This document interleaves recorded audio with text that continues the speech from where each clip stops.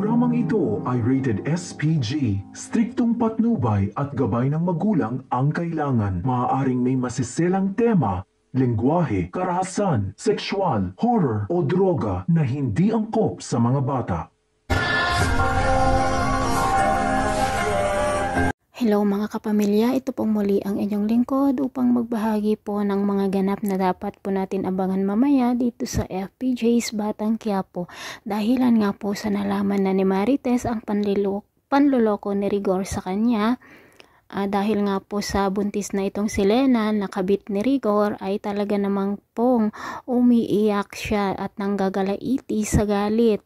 At dito nga binisita nila si Tanggol sa Bilibid upang sa ganun nga ay kumustahin ang kanyang kalagayan. Masayang-masaya nga po itong si Tanggol dahil nga bumisita sa kanya ang kanyang nanay na si Marites. Samantala, ito naman pong si Santino ay nagpursigi ng magboboxing nang sa ganun nga ay mayroon din siyang trabaho dahil nga sa naiinis din siya dito sa ginagawa ng kanilang ama na si Rigor. At samantala, buhay nga naman po si Primo at masayang-masaya nga ang asawa ni Primo dahil nga sa nakita niyang muli ang kanyang asawa. Ngunit nasa isipan ni Primo ang paghihiganti dito kay Agustos dahil nga po sa ginawa nila sa kanya na pagpapasabog dito sa sasakyan na kung saan nga po ay pupunta na sila sa Muntinlupa.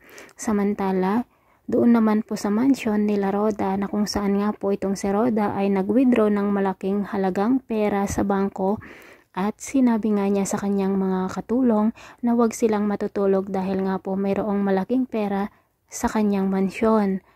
At hindi naman alam ni Roda na sinusubaybayan pala siya ng mga tauhan nitong si Edwin na kung saan nga po ay gagawa sila ng paraan para sa ganon ay makapasok sila sa mansyon at makuha nga ang pera nitong si Roda.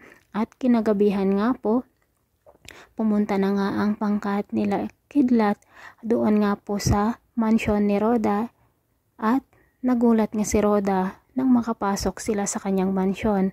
Nakipaglaban nga si Roda ngunit hindi niya nakayanan at natabig nga po nila ang kandila na kung saan nga po simula ito ng sunog at nasunog nga ang pera kasama na rin ang mansyon ngunit nakalabas sila Roda. Wala siyang nagawa na iligtas ang pera dahil nga po sa malaki na ang sunog at agad ngang dumating ang mga bumbero ngunit ang importante naman kay Roda ay nailigtas niya ang kanyang sarili.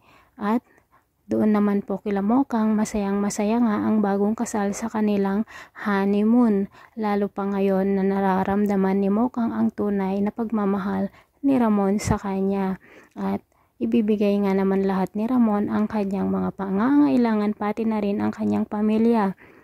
Dito naman po sa kulungan na kung saan nga po ay si Tanggol na ang mamumuno sa mga bilanggo at labas-pasok nga sila ni Babol sa kulungan upang sa ganon ay sugpuin ang mga masasamang tao lalong-lalo na po ang mga pinuno ng sindikato at ito nga po ang ipapagawa ni Chief Espinas sa kanilang dalawa.